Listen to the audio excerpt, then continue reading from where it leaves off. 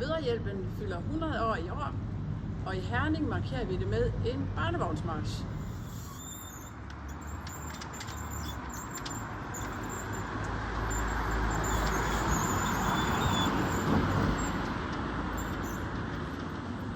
Barnevognsmarchen begynder på Poulsens Plads fredag den 30. august kl. 15.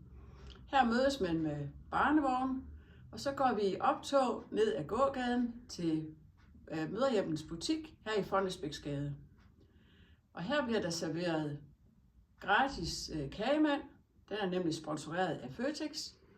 I hele august måned kan man komme herind i butikken og hente en gratis kaffebillet eller en juicebillet til barnevognsmarchen.